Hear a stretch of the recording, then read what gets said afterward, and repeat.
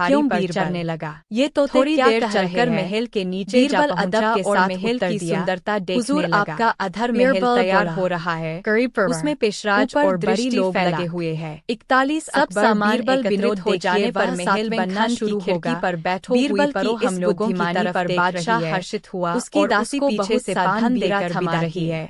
सैर यह दासी क्या है? दिल्ली शहर में दीनदयाल नामी एक पुराना व्यापारी सारे महल में एक भी उसका कारोबार बहुत बड़ा था, जिस कारण क्या ख्याति दूर देशों तक दासी ऐसी है। उसके समय उसको प्रशंसा करना तो मानो सूर्य को दीपक दिखाना है। उसके पास रुपया बारंबार उंगली का संकेत कर उसे दिखलाने लगा। फिर भी कुछ देख से रोकर मिलाने पर 5 लाख रुपए की। आप न जाने क्या देख रहे हैं, मुझे तो कुछ भी दिखलाई नहीं पड़ता। बीरबल बोला, यदि आपको मेरे कहने पर विश्वास नहीं पड़ता तो आप अपने दीवान और अन्य मुसाहिबों से पूछ लीजिए। वे लोग तो पहले ही से बोर बल के पंजे में पड़ चुके थे। एक स्वर से परी का दीख पड़ना स्वीकार किया और बादशाह को उसके न दिखाई पड़ने पर आश्चर्य प्रकट करने लगे। बादशाह विचार सागर में लहरें मार रहा था, उसका मन नितांत चंच। अकबर बीरबल विनो पढ़ना स्वीकार किया और एक साथ ही बोल उठे, वाह वाह, क्या कहना। जो परी का नाम सुना था सो आज प्रत्यक्ष देखने में आई। ऐसो वारांगना आज तक मृत्युलोक में किसी को दृष्टिगत न हुई होगी। बीरबल बोला, आप लोग भलीभांति पुनः पुनः देख लीजिए, क्योंकि यह बात बादशाह के सामने कहनी पड़ेगी। दरबारियों ने कहा, निसंदेह हम सब इस बात को बादशाह के सामने भी इसी प्रकार ज्यों की त्यों कह देंगे। पहले तो बीरबल इन लोगों की मूर्छता पर मन में बड़ी देर तक हर्ष मनाता रहा, परंतु उनको अपने माफिक समझकर शांत रहा। इन्हें यह सब देखते सुनते बहुत देर हो गई। उधर बादशाह भी इनकी प्रतीक्षा करते करते घबरा रहा था। इसी बीच बीरबल सबको साथ लिए हुए जा पहुंचा। इनको देखते ही बादशाह प्रफुल्लित हो गया और हर्ष के सहित नए दीवान तथा अन्य बड़े बड़े कर्मचारियों से वहां का समाचार पूछा। वे बीरबल के कथन की पुष्टि करते हुए महल और परी का होना स्वीकार किए, बल्कि कुछ और बढ़ा चढ़ा कर वर्णन किए। नया दीवान बोला, हुजूर लाहौल बिला कुवत, ऐसी परी क्या आज तक किसी को नसीब हुई होगी। नाहक यहाँ की स्त्रियां अपनी खूबसूरती का डींग हाँकती है। महल की शोभा और चमक तो सूर्य के तेज को भी मात करने वाली है। दीवान के मुख से वहां की प्रशंसा सुन बादशाह और भी भुलावे में पड़ गया और उसका हृदय काबू से बाहर होने अकबर बीरबल बिन उसकी बिखरी लटें क्या ही काली नागिन के समान लपलपा रही है आदि आदि कई प्रकार के चकमे देकर बड़ी मुलायमी से पूछा, क्यों, वे सब बातें अब तक आप लोगों को दिखलाई पड़ी वा नहीं? यदि न दिख पड़ती हो तो अभी मौका है, उन्हें भली भांति देख लें। ये सब बातें आप लोगों को बादशाह से कहनी पड़ेंगी, फिर किसी प्रकार होला हवाली करने से काम न चलेगा। बीरबल के साथ एक से एक सुप्रतिष्ठित नागरिक और दरबारी भेजे गए थे। वे ऐसी कौतूहल भरी वार्ता सुन मन में कहने लगे, हो न हो यह बीरबल प्रत होकर आया हो, क्योंकि सिवा महल के इसकी बतलाई एक बात भी हमें नहीं दिख पड़ती। बीरबल के बारंबार पूछने पर उन लोगों ने एक स्वर से कहा, अफसोस हमें सिवा महल के और कुछ भी नहीं दिख पड़ता। तब बीरबल बोला, आप लोग क्षमा करेंगे, मैं पहले आप लोगों से एक बात कहना भूल गया था, वह यह कि इस लोक के मनुष्य अधिकतर पाप कर्म में रत है। दूसरे बहुत से लोग वर्णशंकर भी हो गए हैं, इसलिए इन दोनों श्रेणी के मनुष्यों के अतिरिक्त बाकी लोगों को ही ये स्वर्गीय चीजें दोख पड़ेंगी। एक बार फिर से देखकर आप लोग सत्यासत्य का निर्णय कर लें। बीरबल फिर पहले की तरह सबको दिखलाना शुरू किया। इस बार लोग बड़ी सत-उनता से देख रहे थे, पर कुछ हो तब तो दिखलाई पड़े। सिया के उनकी दृष्टि में और कुछ भी न आया, परंतु कर बनने के भय से सब लोगों ने परी का दिखला। अकबर बीरबल विनो पढ़ना स्वीकार किया और एक साथ ही बोल उठे, वाह वाह, क्या कहना। जो परी का नाम सुना था सो आज प्रत्यक्ष देखने में आई। ऐसो वारांगना आज तक मृत्युलोक में किसी को दृष्टिगत न हुई होगी। बीरबल बोला, आप लोग भलीभांति पुनः पुनः देख लीजिए, क्योंकि यह बात बादशाह के सामने कहनी पड़ेगी। दरबारियों ने कहा, निसंदेह हम सब इस बात को बादशाह के सामने भी इसी प्रकार ज्यों की त्यों कह देंगे। पहले तो बीरबल इन लोगों की मूर्छता पर मन में बड़ी देर तक हर्ष मनाता रहा, परंतु उनको अपने माफिक समझकर शांत रहा। इन्हें यह सब देखते सुनते बहुत देर हो गई। उधर बादशाह भी इनकी प्रतीक्षा करते करते घबरा रहा था। इसी बीच बीरबल सबको साथ लिए हुए जा पहुंचा। इनको देखते ही बादशाह प्रफुल्लित हो गया और हर्ष त्रिने दीवान तथा अन्य बड़े बड़े कर्मचारियों से, अकबर बीरबल और मेरे व्यापार में धक्का पहुंचाने की नीयत से आपके पास झूठा अर्जी दावा लेकर आया है। इसकी जांच कराने पर आपको स्वयं झूठ सच का पता चल जाएगा। इस संबंध में मैं और कुछ कहना नहीं बाहता। बीरबल ने उसकी बात मानकर उसको घर जाने की मुहलत दी। फिर पहले व्यापारी को बुलाकर बोला, इस मामले में आपको अभी खामोश रहना पड़ेगा। समय पाकर मैं इसका उचित न्याय करूंगा। अभी आप इस ढंग से रहे मानो कुछ हुआ ही नहीं है। वह बीरबल की बात मानने को लाचार था। चुपचाप अपने घर चला गए। व्यापारियों के झगड़े का न्याय करना बीरबल को याद रहता। सोचते दो एक दिन उसे एक नई युक्ति सूझी। बाजार से 4 घी से भरे कुप्पे मंगवाए गए, जिनमें कुछ अपना अलग 2 निशान बनाकर 2 ठोस कुप्पों में एक एक मोहरे डाल दी। फिर दोनों व्यापारियों को बिलवाकर बोला, देखो यह 4 घी के कुप्पे मेरे पास बहुत दिनों से पड़े हुए हैं, अब इनके नष्ट होने का भय है। तुम दोनों इसमें से एक एक कुप्पा अपने साथ ले जाओ, बाकी 2 कुप्पे मैं दूसरे व्यापारियों के हाथ बेच दूंगा।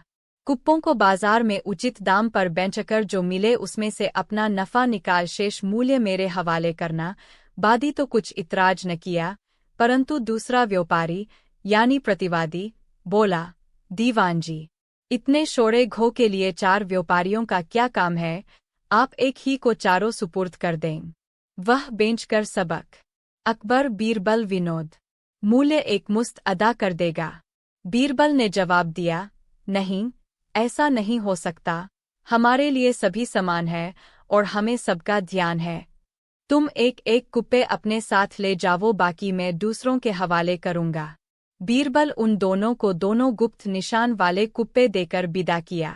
घी कुछ बिगड़ा हुआ था। व्यापारियों ने सोचा कि बिना तपाए इसका ऐब दूर न होगा, इसलिए पहले व्यापारी ने कुप्पे को तपाना शुरू किया। जब घी पिघल गया तो उसे एक बड़े करार में छोड़कर खराया। जब उसके मर्जी के मुवाफिक घी एकदम तैयार हो गया और उससे सुगंधी आने लगी तो उसने फिर घी को अकबर बीरबल विन जल के पुण्य प्रभाव से उनको अभीष्ट सिद्धि मिली। अगले जन्म में सुशर्मा हिमायू बादशाह के घर जन्म लेकर अकबर के नाम से विख्यात हुआ और सुदामा नाई का जन्म उसी नगर के एक कुलीन ब्राह्मण के घर हुआ। इसके पिता के पुकारने का नाम स्वप्ननाथ था। ब्राह्मणपुत्र स्वप्ननाथ बड़ा ही बुद्धिमान और प्रतिभाशाली हुआ, जिस कारण थोड़े समय में इसने अच्छी विद्या हासिल कर ली।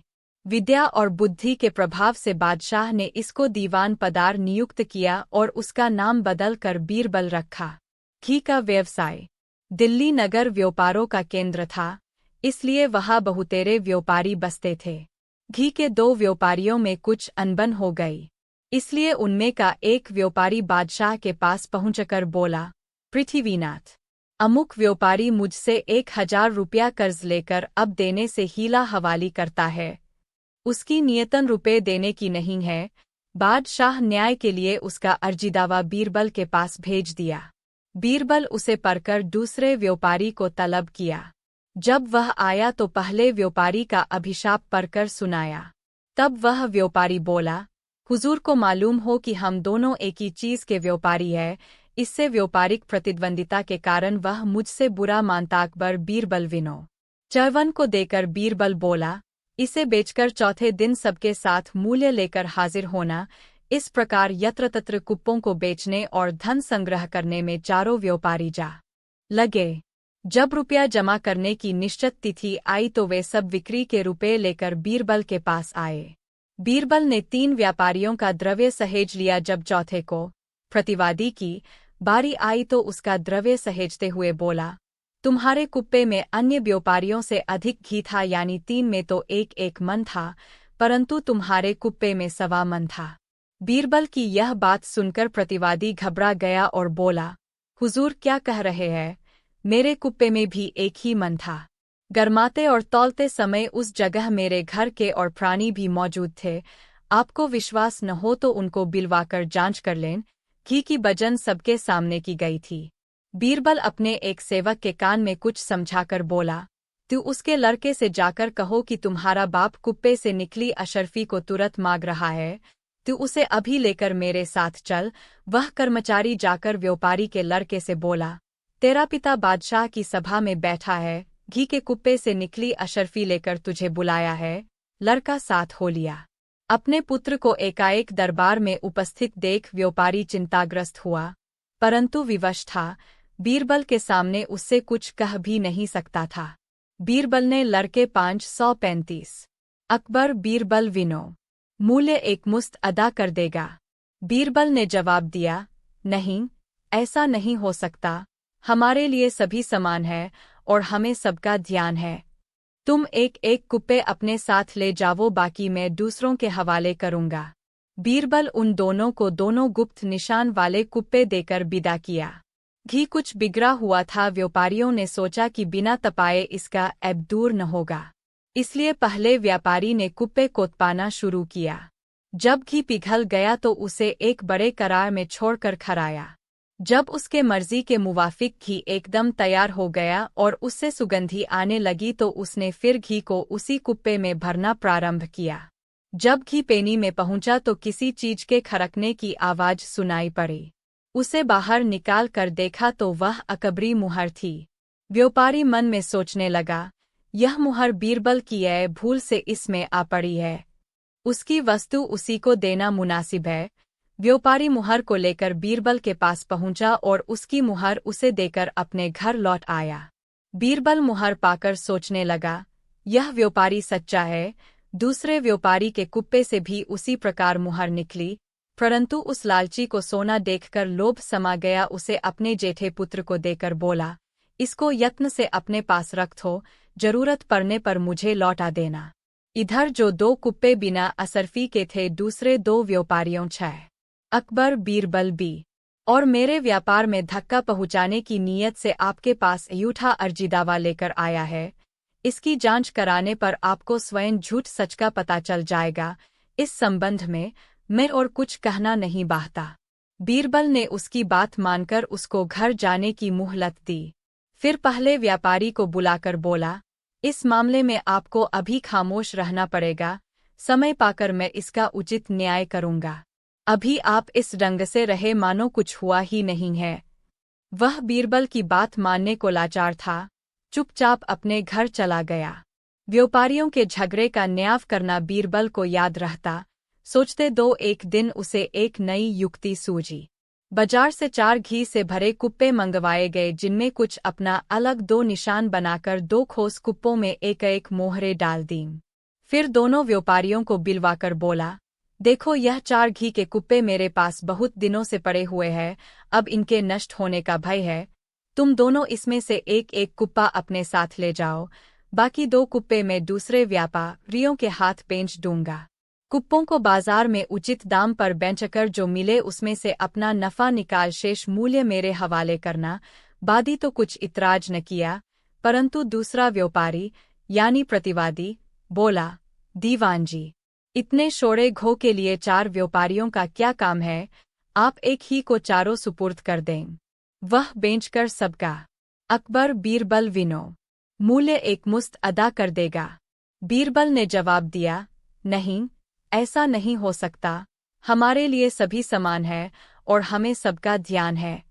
तुम एक एक कुप्पे अपने साथ ले जाओ, बाकी मैं दूसरों के हवाले करूंगा। बीरबल उन दोनों को दोनों गुप्त निशान वाले कुप्पे देकर विदा किया। घी कुछ बिगड़ा हुआ था। व्यापारियों ने सोचा कि बिना तपाए इसका ऐब दूर न होगा, इसलिए पहले व्यापारी ने कुप्पे को तपाना शुरू किया। जब घी पिघल गया तो उसे एक बड़े करार में छोड़कर खराया। जब उसके मर्जी के मुवाफिक घी एकदम तैयार हो गया और उससे सुगंधी आने लगी तो उसने फिर घी को U51 अकबर बीरबल विनोद जल के पुण्य प्रभाव से उनको अभीष्ट सिद्धि मिली। अगले जन्म में सुशर्मा हिमायू बादशाह के घर जन्म लेकर अकबर के नाम से विख्यात हुआ और सुदामा नाई का जन्म उसी नगर के एक कुलीन ब्राह्मण के घर हुआ। इसके पिता के पुकारने का नाम स्वप्ननाथ था। ब्राह्मण पुत्र स्वप्ननाथ बड़ा ही बुद्धिमान और प्रतिभाशाली हुआ। जिस कारण थोड़े समय में इसने अच्छी विद्या हासिल कर ली। विद्या और बुद्धि के प्रभाव से बादशाह ने इसको दीवान पदार नियुक्त किया और उसका नाम बदलकर बीरबल रखा। घी का व्यवसाय। दिल्ली नगर व्यापारों का केंद्र था, इसलिए वहाँ बहुतेरे व्यापारी बसते थे। घी के 2 व्यापारियों में कुछ अनबन हो गई, इसलिए उनमें का एक व्यापारी बादशाह के पास पहुंचकर बोला, पृथ्वीनाथ, अमुक व्यापारी मुझसे 1000 रुपया कर्ज लेकर अब देने से हीला हवाली करता है, उसकी नियतन रुपए देने की नहीं है। बादशाह न्याय के लिए उसका अर्जीदावा बीरबल के पास भेज दिया। बीरबल उसे पढ़कर दूसरे व्यापारी को तलब किया। जब वह आया तो पहले व्यापारी का अभिशाप पढ़कर सुनाया। तब वह व्यापारी बोला, हुजूर को मालूम हो कि हम दोनों एक ही चीज के व्यापारी हैं, इससे व्यापारिक प्रतिद्वंदिता के कारण वह मुझसे बुरा मानता है किया, परंतु फिर भी देवताओं की प्रसन्नता न हुई। तब ऐसी तपश्चर्या से उसका मन उब गया और उस प्रणाली को बदलकर संन्यास धारण किया। काषाय वस्त्र पहन कर पुनः तप करने में दत्तवित्त हुआ। सुदामा नाई भी क्षत्रछाया की तरह उसकी सेवा करता हुआ अपना धर्म पालन करने लगा। उसका अनुमान था कि सन्यासी की सेवा से मनोभीष्ट फल की प्राप्ति कर लूंगा। दोनों की प्रगाढ़ मैत्री थी। इन्हें आपस के सहयोग से कठिन कार्य साधन में किसी प्रकार का कष्ट नहीं होता था। जब इस ढंग से तप करते हुए भी 12 वर्ष बीत गए, कुछ भी हासिल न हुआ, यानी देवता प्रसन्न नहीं हुए, तब इन दोनों को बड़ा दुख हुआ और एक दूसरे का मुख देखते हुए इस बात के अनुसंधान में लगे कि अब कौन सा यत्न किया जाए कि जिससे अभीष्ट फल की प्राप्ति हो। अपने मित्र सिडावा नाय को चुप देखकर सन्यासी बारा, वितर्क सदा, तुम भली भांति देख रहे हो कि हमें तप साधन करते 24 वर्ष का समय बीत गया, लेकिन कार्य की सिद्धि न हुई। तब आखिर ऐसा कौन सा उपाय किया जाए कि जगत में हमारी अपकीर्ति न हो। मेरे मन में तो यह आता है कि आत्महत्या के अतिरिक्त निवृत्ति का दूसरा मार्ग नहीं है, लेकिन इससे भी मुक्ति नहीं मिलती। इसमें भी एक बात बड़े अड़चन की है। शास्त्रकारों ने आत्महत्या को बड़ा पाप बतलाया है। तब भाई तुम्हीं कोई अकबर बीरबल 50 अकबर बीरबल विना 48 ही से दरबार में भेज चुका था, इसलिए उसको खुलवा कर सबके हवाले किया। सब लोग असलो वस्त्र धारण कर अपनी 2 जगहों पर जा बिराजे और सभा का दूसरा कार्यारंभ हुआ। पहले जन्म की वार्ता। बैजर नामी ग्राम में 2 आदमों बड़े मित्र भाव से बसते थे। उनमें एक का नाम पंडित सुशर्मा था, जो अति विद्वान, सदाचारी तथा गंभीर प्रकृति का था।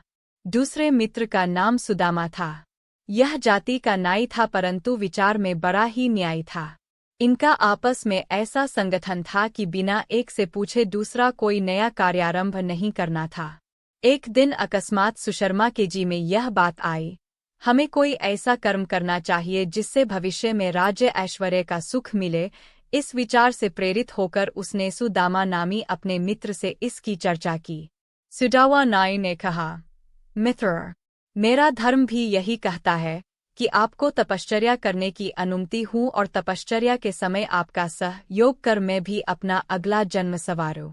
सुशर्मा अपने मित्र को अपनी सम्मति से सहमत देखकर बड़ा प्रसन्न हुआ और मित्र सुदामा नाई के सहित प्रयाग को चला गया। वहां पहुंचाकर त्रिवेणी के समीप ही एक छोटी सी पर्णकुटीर बनवाकर तपश्चर्या में निमग्न हुआ। तमाशा के दिखलाने में मुझसे की गई गुस्ताखियां भी माफ कर दी जाएंगी। उसी के मुवाफिक हुजूर को यह नया तमाशा दिखलाया गया है। कभी आपको इस प्रकार की नग्न सभा देखने में न आई होगी और न फिर भविष्य में देखने ही सकेंगे, यही इसका अंत है। कहीं मरा हुआ आदमी भी लौट कर आ सकता है, भला स्वर्ग की परी यहाँ क्यों कर आवेगी। बादशाह लाचार था। वह बीरबल के कथनानुसार उसको पहले से माफी दे रखी थी, अतएव सभासदों से बोला, दीवान जी, आज से लगभग 1 वर्ष पहले मैंने अपने दीवान बीरबल को एक अजीब तमाशा दिखलाने की आज्ञा दी थी और उसमें होने वाले सभी अपराधों के लिए उसको माफी भी दी गई थी। सो आज बीरबल ने वही अजीब तमाशा हमको दिखलाया है। आशा करता हूँ आप लोग उस पर रुष्ट न होंगे। यह जो कुछ भी हुआ सब मेरी आज्ञा के कारण हुआ है। इस बात का मुझे भी दुख है कि उसने आप लोगों की बड़ी हंसी कराई है। मैं ऐसा नहीं चाहता था। मैं तो केवल अजीब तमाशा ही देखने की लालसा रखता था। आप लोग इस बात को एकदम भूल जाएं और बीरबल से पहले सा ही प्रेम रखें। बादशाह की आज्ञा सुनकर समस्त हिंदू दरबारी धन्य कहने लगे, परंतु मुसलमान दरबारियों का मुंह लटक गया और मन ही मन बीरबल की धृष्टता पर गालियों का बौछार उड़ाने लगे। बीरबल उनके वस्त्रों का गट्ठर पहले अकबर बीरबल बिनो निवासी देख नहीं सकते, इसी से तुम मुझे नग्न देख रहे हो। नगर निवासी निरे भोंडू नहीं थे, उनमें भी एक से एक धुरंधर विद्वान थे।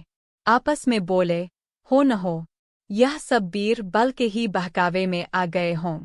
तुम लोग जानते हो कि बीरबल को मरे आज कई वर्षों का समय बीत गया, फिर बीरबल कहाँ से आ पहुंचा। यह बात सबको स्मरण होगा कि एक समय बादशाह ने बीरबल से एक अजीब तमाशा दिखलाने को कहा था, जिस कारण इतने दिनों तक गुप्त रहकर आज बादशाह को ने इस बात को स्वीकार किया और सब बीरबल की आर मानी पर और जोर जोर से हंसने लगे। नागरिकों के ऐसे हास्य और भाषण को सुनकर नग्न अमीरों के कान खड़े हो गए, परंतु फिर भी वे बीरबल की सारी बातें सच्ची मानकर नगर वासियों की उपेक्षा करते हुए महल की तरफ चले। बीरबल अपने दल के सहित सारे नगर में घूमता फिरता शाही दरबार में जा पहुंचा। सब लोग जगह बा जगह खड़े हो गए, परंतु बीरबल बादशाह को सबसे अलग ले गया और तब एकांत में अपना दोनों हाथ जोड़कर बोला, पृथ्वीनाथ, यदि मेरे अपराधों की माफ़ी मिले तो मैं कुछ निवेदन करूं। बादशाह ने कहा, अच्छा कहो, तुम्हें माफ़ी दी जाएगी। तब बीरबल बोला, हुजूर को स्मरण होगा कि एक समय वर्ष के भीतर मुझे एक अजीब तमाशा दिखलाने को श्रीमान ने हुक्म दिया था और यह भी वचन दिया था कि उस आज अकबर बीरबल विनोद तमाशा के दिखलाने में मुझसे की गई गुस्ताखियां भी माफ़ कर दी जाएंगी। उसी के मुवाफिक हुजूर को यह नया तमाशा दिखलाया गया है। कभी आपको इस प्रकार की नग्न सभा देखने में न आई होगी और न फिर भविष्य में देखने ही सकेंगे, यही इसका अंत है। कहीं मरा हुआ आदमी भी लौट कर आ सकता है, भला स्वर्ग की परी यहाँ क्यों कर आवेगी। बादशाह लाचार था, वह बीरबल के कथनानुसार उसको पहले से माफ़ी दे रखी थी, अतएव सभासदों से बोला, दीवानजो, आज से लगभग 1 वर्ष पहले मैंने अपने दीवान बीरबल को एक अजीब तमाशा दिखलाने की आज्ञा दी थी और उसमें होने वाले सभी अपराधों के लिए उसको माफ़ी भी दी गई थी। सो आज बीरबल ने वही अजीब तमाशा हमको दिखलाया है। आशा करता हूँ आप लोग उस पर रुष्ट न होंगे। यह जो कुछ भी हुआ सब मेरी आज्ञा के कारण हो। 60 अवश्य मिलूंगी। इस समय बादशाह के साथ और बहुत से लोग आए हुए हैं, मैं उनके सामने नहीं मिल सकती। स्वर्गीय परी का ऐसा संदेशा सुनाकर बीरबल फिर बोला, पृथ्वीनाथ, मुझे भी मुनासिब यही जान पड़ता है। हम लोग उसकी मर्जी के अनुसार चलें, नहीं तो यदि हमारे व्यवहारों से ऊबकर कहीं वह रुष्ट हो गई तो फिर बना बनाया काम बिगड़ जाएगा। इस समय लौट ही चलना बुद्धिमानी है। कोई उपाय कार्यान्वित होते न देख बादशाह लाचार होकर मनगरंत परी की आज्ञा पालन करता हुआ नगर की तरफ चला। आगे 2 बीरबल, उसके पोछे बादशाह और सबके पीछे कतार से अन्य लोग चल रहे थे। बीरबल और बादशाह तो कपड़े पहने हुए थे, लेकिन पीछे वाले सब नग्न शरीर केवल एक लंगोटी पहने हुए थे। बादशाह विमुख लौटने के कारण बड़ा दुखी था, लेकिन चूंकि परी ने रात को उससे मिलने का वादा किया था, इससे भीतर भीतर कुछ धैर्य भी बंधा हुआ था। इस प्रकार सबको लिए हुए बीरबल नगर में पहुंचा। शहर के रईसों को यो नंगतरंग घूमते देख नागरिकों को हंसी आने लगी। यह दल लिए हुए बीरबल जिस गली से होकर जाता वहां के लोग इनको देखकर हंस पड़ते। जब इनसे रहा न गया तो नागरिकों को डांटकर बोले, तुम लोग बड़े मूर्ख हो जो हमको देखकर हंस रहे हो। तुम्हें मालूम नहीं कि बीरबल हमको स्वर्गीय आनंद लुटा रहा है। हमारे इन पवित्र वस्त्रों को मृत्युलोक अकबर बीरबल बिना देखकर लोगों का हंसी आने लगी, परंतु समय हंसने के विपरीत था, इसलिए लोगों ने उसे प्रकट नहीं होने दिया। हंसकर वर्णशंकर बनना किसी को मंजूर नहीं था। भाई तू भी चुप, मैं भी चुप। नए दीवान के नग्न हो जाने पर बीरबल ने घारी बारी सबको नग्न कर दिया। क्या कहना था, दरबार का दरबार नगोटिया हो गया। बादशाह मन ही मन आन की तान सोचता रहा। अंत में उसकी हृदय तंत्री बोली, भाई स्वर्गीय चरित्र बड़े ही अद्भुत है। तब बादशाह ने बीरबल से पूछा, क्यों साहब अब तक लोग स्वर्गीय पोशाक पहन चुके वा नहीं? बीरबल ने उत्तर दिया, जी हाँ, अब सब लोग एकदम कपड़े लत्ते से लैस है। परंतु एकाएक वहाँ परी के पास सबको नलिवा चलकर पहले में उसकी अनुमति ले लेना उत्तम समझता हूँ। आप लोग यहीं ठहरे, मैं उसकी स्वीकृति लेकर तत्काल लौट आता है। बीरबल बगल के एक कमरे में भीतर से सिटकुना बंद कर छिप रहा। कुछ समय बिताकर बाहर निकला और बादशाह से प्रार्थना कर बोला, गरीब परवर, परी की ऐसी अनुमति है कि यह दिन का समय है, इस वक्त सब लोग वापस जावें, रात्रि में मुझसे मिल सकते हैं। उसने एक बात और भी कहा है, अपने मालिक से बोलना कि मुझे इस पहाड़ों की आबहवा बड़ी सुहावनी और निरोग जान पड़ती है, इसलिए कुछ दिनों तक मेरा यहीं रहने का विचार है। मैं पहले से बादशाह की हो चुकी हूँ, तदर्थ किसी न किसी दिन उनसे 45 अकबर बीरबल विनोद अवश्य मिलूंगो। इस समय बादशाह के साथ और बहुत से लोग आए हुए हैं, मैं उनके सामने नहीं मिल सकती। स्वर्गीय परी का ऐसा संदेशा सुनाकर बीरबल फिर बोला, पृथ्वीनाथ, मुझे भी मुनासिब यही जान पड़ता है। हम लोग उसकी मर्जी के अनुसार चलें, नहीं तो यदि हमारे व्यवहारों से ऊबकर कहीं वह रुष्ट हो गई तो फिर बना बनाया काम बिगड़ जाएगा। इस समय लौट ही चलना बुद्धिमानी है। कोई उपाच खर्जान्वित होते न देख बाद चला जा होकर मनगरंत परी की आज्ञा पालन करता हुआ नग की तरफ चला। आगे दो बीरबल, उसके पोए बादशाह अकबर बीरबल बिनो परी के देखने में लगा था। वह तक्षण बादशाह के मन की बात ताड़ गया। जल्दी में फूल और इत्र तथा गुलाबजल से सबका स्वागत कर बोला, गरीब परवर, आप और आपके साथी मृत्यु लोक के वस्त्राभूषणों को धारण किए हुए हैं और ये सब नश्वर है। मैं सबको स्वर्गीय वस्त्र देता हूँ, कृपया उसे धारण कर इहलोक और परलोक दोनों का सुख अनुभव करें। ये कपड़े मैं पहले ही से अपने साथ लेता आया हूँ और ये कभी नष्ट होने वाले भी नहीं हैं। भला बीरबल के चकमे से कौन निकल सकता था? बादशाह के स्वीकार करते ही सब लोग अपने कपड़े उतार दो कर अलग घर दिए और बीरबल के दिए कपड़ों को धारण करने पर उद्यत हुए। बीरबल कुछ सोच विचार कर बादशाह को तो असली वस्त्र पहनाया, परंतु दीवान आदिकों को इतना ही कहकर रह गया कि इन स्वर्गीय कपड़ों को पहन लीजिए। नए दीवान ने अपनी आंखों के सामने कोई वस्त्र न देखकर मन में सोचा, ऐसे कपड़े पहनने का अर्थ तो अपने को नग्न करना है। परंतु बीरबल की बात नामंजूर कर वर्णशंकर कौन बने, इस बेइज्जती से तो नग्न होकर रहना ही अच्छा है। उसके बदन पर केवल पाजामा शेष था, उसे भी उतार कर अलग फेंक दिया और ऐसा ढोंग बनाया मानो लोगों के देखने में स्वर्गीय कपड़े ही पहन रहा हो।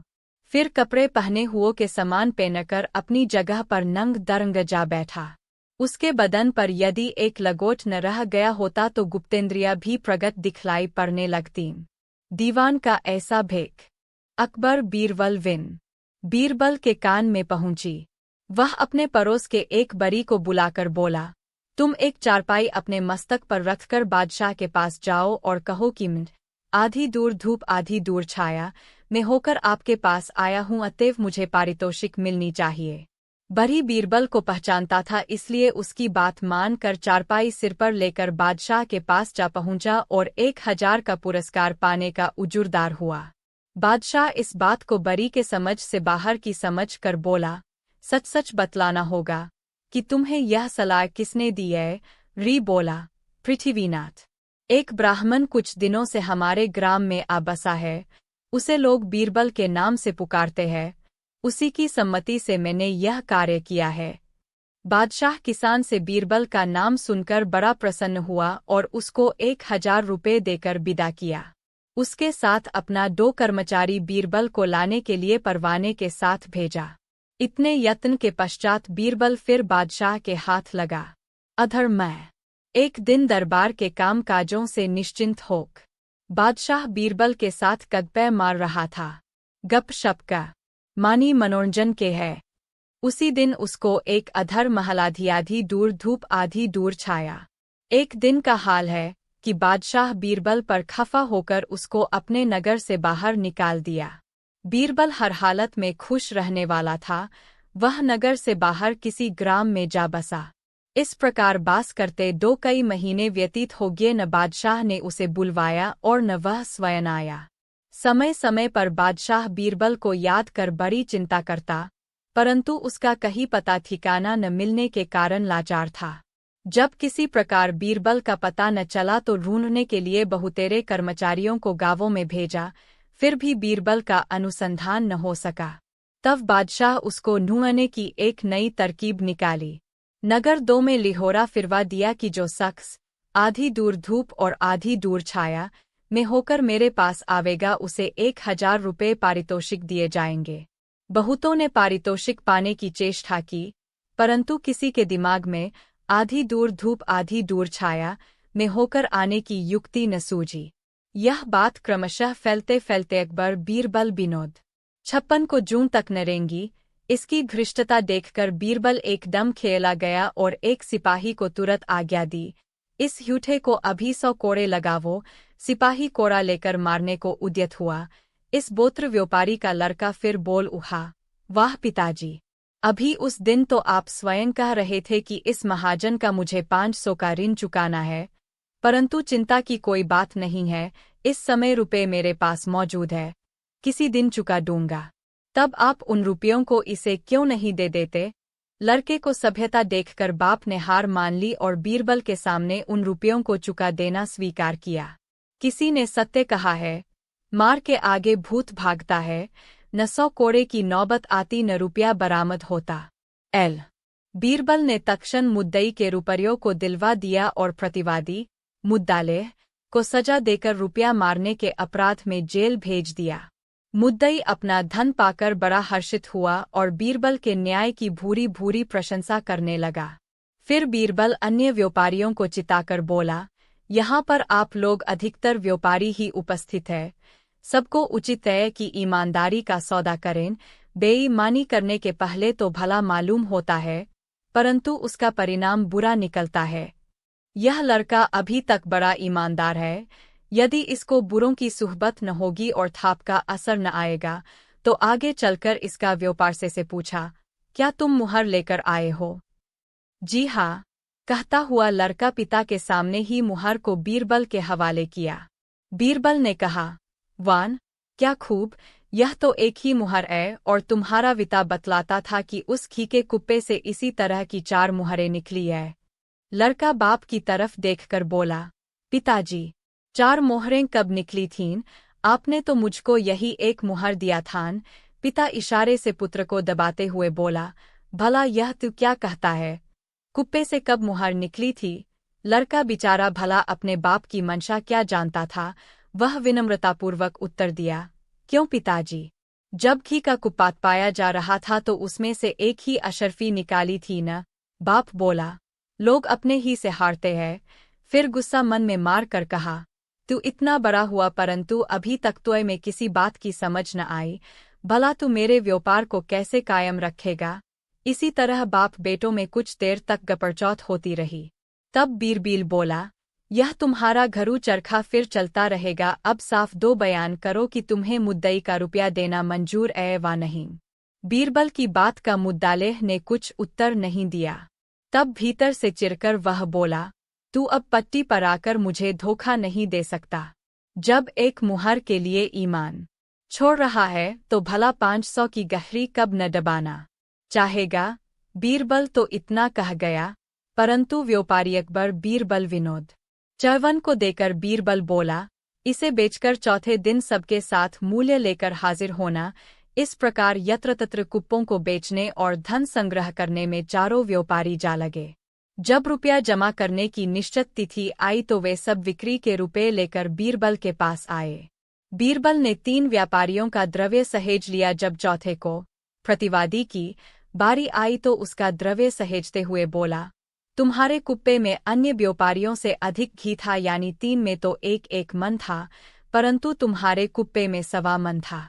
बीरबल की यह बात सुनकर प्रतिवादी घबरा गया और बोला, हुजूर क्या कह रहे हैं? मेरे कुप्पे में भी 1 ही मन था। गरमाते और तौलते समय उस जगह मेरे घर के और प्राणी भी मौजूद थे। आपको विश्वास न हो तो उनको बिलवाकर जांच कर लें। घी की बजन सबके सामने की गई थी।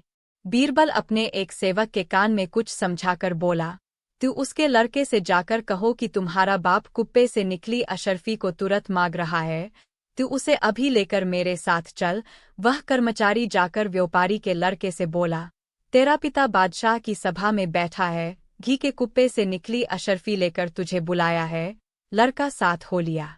अपने पुत्र को एकाएक दरबार में उपस्थित देख व्यापारी चिंताग्रस्त हुआ, परंतु विवश था।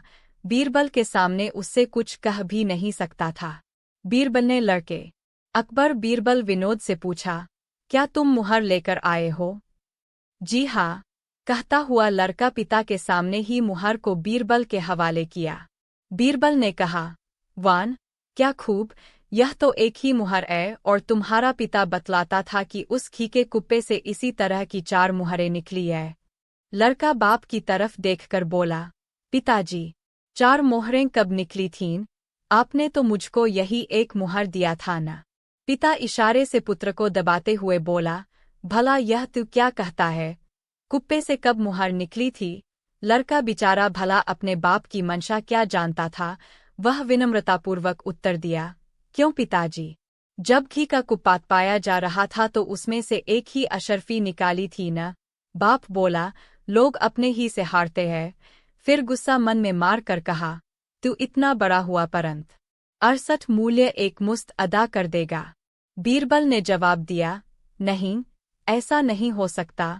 हमारे लिए सभी समान है और हमें सबका ध्यान है। तुम एक एक कुप्पे अपने साथ ले जाओ, बाकी मैं दूसरों के हवाले करूंगा। बीरबल उन दोनों को दोनों गुप्त निशान वाले कुप्पे देकर विदा किया। घी कुछ बिगड़ा हुआ था। व्यापारियों ने सोचा कि बिना तपाए इसका ऐब दूर न होगा, इसलिए पहले व्यापारी ने कुप्पे को तपाना शुरू किया। जब घी पिघल गया तो उसे एक बड़े करार में छोड़कर खराया। जब उसके मर्जी के मुवाफिक घी एकदम तैयार हो गया और उससे सुगंधी आने लगी तो उसने फिर घी को उसी कुप्पे में भरना प्रारंभ किया। जब घी पेनी में पहुंचा तो किसी चीज के खरकने की आवाज सुनाई पड़ी। उसे बाहर निकाल कर देखा तो वह अकबरी मुहर थी। व्यापारी मन में सोचने लगा, यह मुहर बीरबल की है, भूल से इसमें आ पड़ी है। उसकी वस्तु उसी को देना मुनासिब है। व्यापारी मुहर को लेकर बीरबल के पास पहुंचा और उसकी मुहर उसे देकर अपने घर लौट आया। बीरबल मुहर पाकर सोचने लगा, यह व्यापारी अकबर बीरबल सच्चा है। दूसरे व्यापारी के कुप्पे से भी उसी प्रकार मुहर निकली, परंतु उस लालची को सोना देखकर लोभ समा गया। उसे अपने जेठे पुत्र को देकर बोला, इसको यत्न से अपने पास रख दो, जरूरत पड़ने पर मुझे लौटा देना। इधर जो 2 कुप्पे बिना असरफी के थे दूसरे 2 व्यापारियों, ऐसी ईर्ष्यावश केशवदास उसको अपने पंजे में फांस लेना चाहता था। उसे विश्वास था कि यदि वह रुपए न देगा तो दीनदयाल की इतनी ख्याति है कि कहीं न कहीं से रुपए अवश्य प्राप्त कर लेगा। सुअवसर आया देख उसने अपनी दुष्ट प्रकृत्यानुसार एक तरकीब खूब सोच विचार कर निकाली और दीनदयाल से बोला, महाशय जी, आज आप कर्ज लेने के विचार से पहले पहल मेरे द्वार पर आए हैं, अतएव मैं इतने अल्प समय के लिए रुपयों का सूद लेना उचित नहीं समझता, परंतु इसके साथ आपको भी मेरी एक शर्त माननी पड़ेगी। यदि आप 1 हफ्ते में मेरे रुपए वापस न कर देंगे तो मैं अपने हाथ से आपके शरीर के किसी भी भाग से एक सिर मांस काट कर निकाल लूंगा। दीनदयाल ने रुपया लौटाने का पहले हो से इतना थोड़ा समय रखा था कि उसके अंतर्गत उसका लौटाया जाना कठिन था। अब तो मारवाड़ी ने 3 दिनों को अवधि और कम कर दी, परंतु हुंडी सकरने की कोई दूसरी सूरत न देख दीनदयाल को लाचार होकर मारवाड़ी के शर्तनामे पर हस्ताक्षर कर रुपए लेने पड़े। घर पहुंचकर उन रुपयों से उसने हुंडी की रकम अदा कर दी। लेनदार रुपए पाकर लौट गए और ईश्वर की कृपा से उसकी धाक जस की तस बनी रही। दीनदयाल को किसो कार्य विशेष के कारण एक दूसरे नगर को जाना पड़ा। जब लौटकर घर आया तो उसको मारवाड़ी के रुपए चुकाने की बात याद आई। इतने अकबर बीरबल विन साटेम समय में उसके पास 5 लाख रुपए एकत्रित नहीं हुए थे, फिर भी इधर उधर से संग्रह कर सूद के सहित रुपए लेकर उसके पास गया। मारवाड़ी तो एक सेर मांस का भूखा था, इधर शर्तनामे की तिथि भी बीत चुकी थी, इसलिए रुपया लेने से साफ इनकार कर दिया और शर्तनामे के अनुसार उससे 1 सेर मांस मांगा। दीनदयाल बाहर जाकर अस्वस्थ हो गया था, अब मांस देने की चिंता से और भी बीमार हो गया। बीमारी के बहाने से टाल मटोल में 2-3 दिन का समय और निकल गया। जब महाजन ने देखा कि इस प्रकार काम बनना कठिन है, तो वह शर्तनामे को पेश कर अदालत से 1 सेर मांस पाने के लिए दादख्वार हुआ। दीनदयाल तलब किया गया। वह लाचार होकर बीमारी की हालत में पालकी में बैठकर कमी पड़ती थी। जब दीनदयाल को मौके पर रुपयों का प्रबंध होना असंभव दिख पड़ा तो अपने मुनीम को हुंडी वालों का हिसाब किताब मिलान करने की आज्ञा देकर आप रुपये की तलाश में बाहर निकला। उस समय नगर में एक महाजन के अतिरिक्त ऐसा दूसरा कोई भी बड़ा महाजन नहीं था जो एकमुश्त 5 लाख की खैली उधार देता। दीनदयाल ने उसी से कर्ज लेकर हुंडी सकर देने का निश्चय किया। वह साहूकार बड़ा धूर्त, दुष्ट और निर्दय था, परंतु लाचार, कोई दूसरी सूरत न सूए पड़ने पर दीनदयाल को उसके द्वार पर कर्ज के निमित्त जाना पड़ा। दीनदयाल ने उस महाजन से 12 दिनों की अवधि पर 5 लाख रुपए कर्ज मांगा। उसका विश्वास था कि उपरोक्त समय के अंतर्गत उसके पास बहुत सा रुपया आ जावेगा। उसने मारवाड़ी को उसकी इच्छानुसार सूद देने का पक्का विचार कर लिया था। केशवदास बराबर दीनदयाल को समूल नष्ट करने की चेष्टा में लगा रहता, कारण कि उसका और दीनदयाल का व्यापारिक द्वेष था। दीनदयाल का कारोबार इतना बड़ा और समुन्नत था कि उसके आगे दूसरे व्यापारियों का व्यापार चलना कठिन था।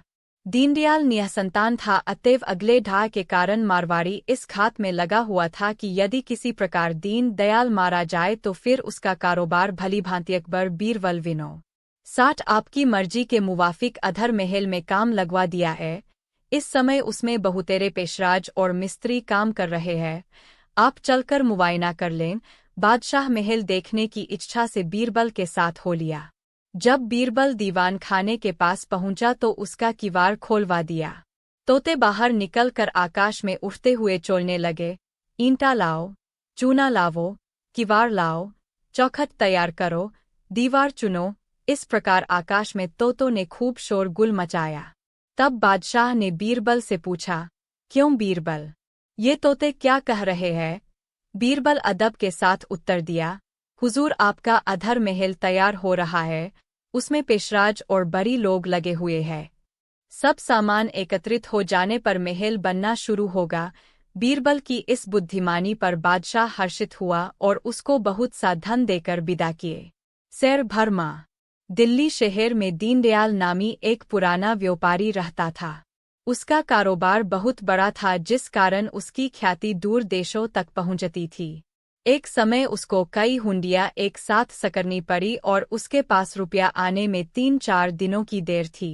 जो कुछ यास था उससे रोकर मिलाने पर 5 लाख रुपए की मैं तेरी धूर्तता का भली भांति बदला चुकाऊंगा।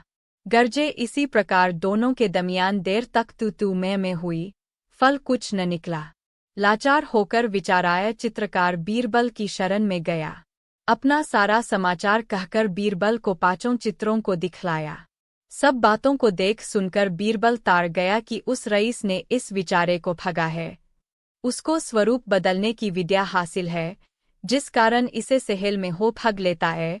वह बोला, यदि तुम मेरे कहे अनुसार चलोगे तो तुम्हें अवश्य लाभ होगा। चित्रकार सहमत हो गया। बीरबल ने कहा, बाजार से एक अच्छा शीशा खरीद लावो, फिर 2-3 दिनों के पश्चात उसे लेकर उस रईस के पास जाना। साक्षी के लिए गुप्त रूप से मेरे 2 कर्मचारी तुम्हारे साथ रहेंगे। उससे जाकर कहना कि इस बार मैं आपका उत्कृष्ट चित्र खींच लाया है, जब देखने को मांगे। अकबर बीरबल विनो 105 तो वही शोशा उसके सामने खदेना। शीशा में वह अपना स्वरूप बदल न सकेगा और इस भांति आसानी से तुम्हारे काबू में आ जाएगा, कारण कि दर्पण में उसका तात्कालिक स्वरूप भाषित होगा।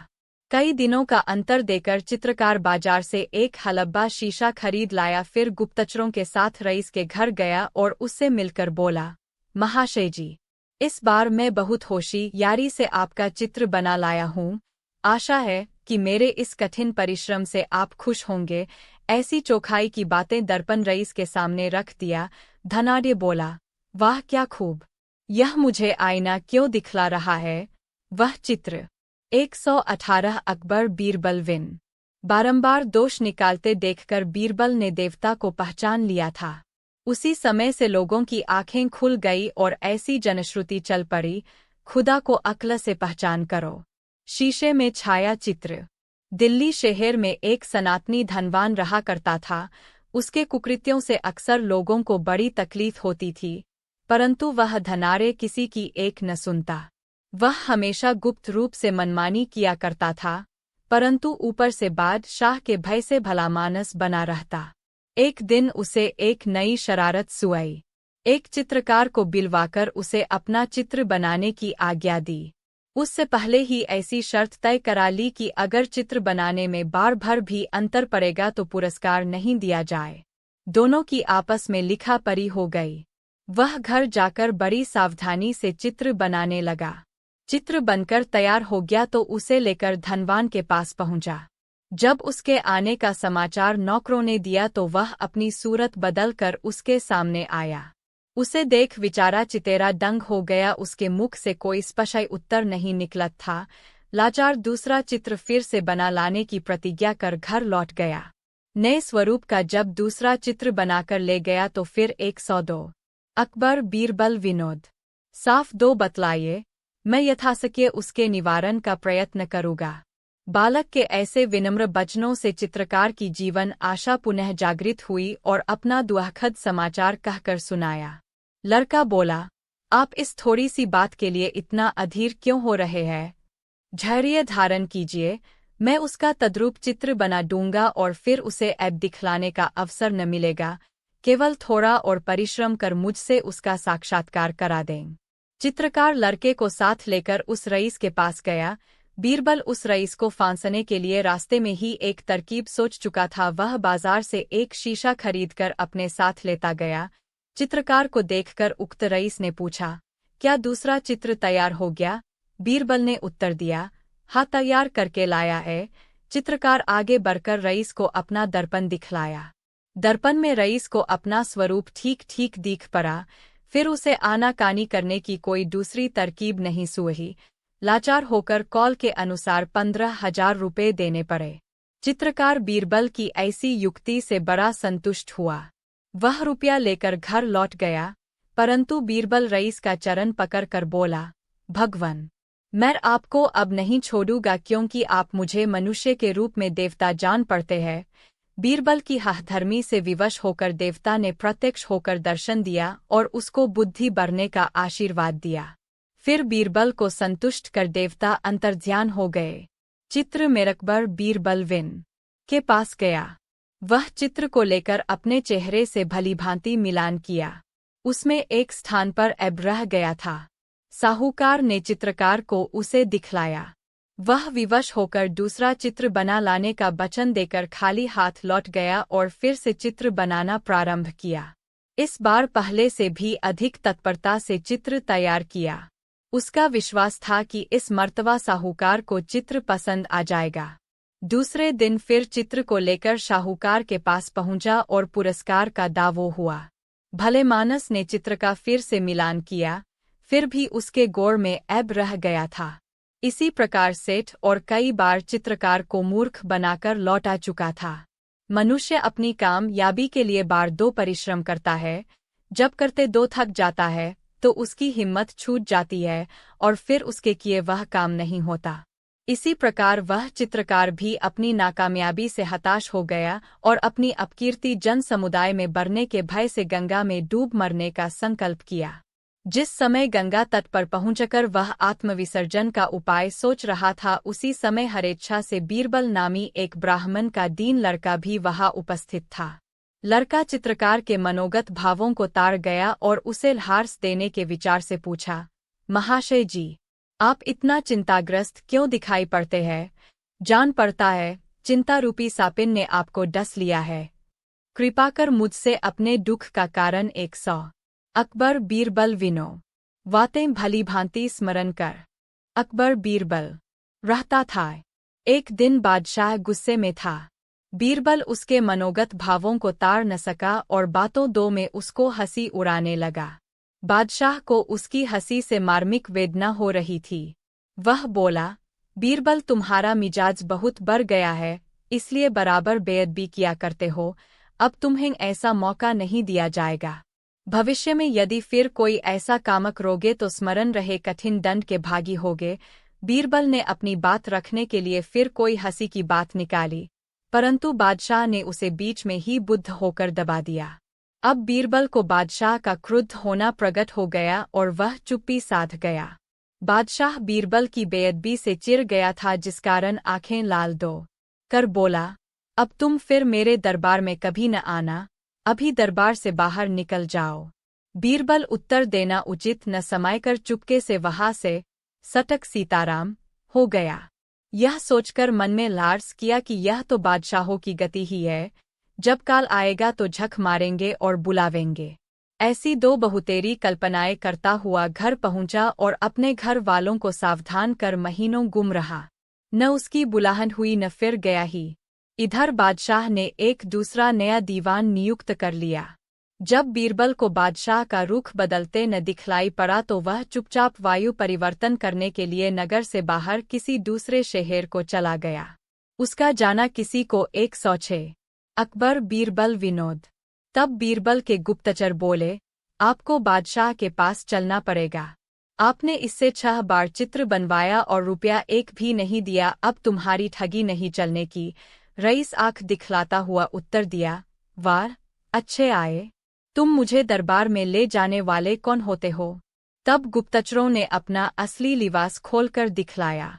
रईस का होश ठिकाने आ गया और विवश होकर चित्रकार को रुपए देने पर उतारू हुआ।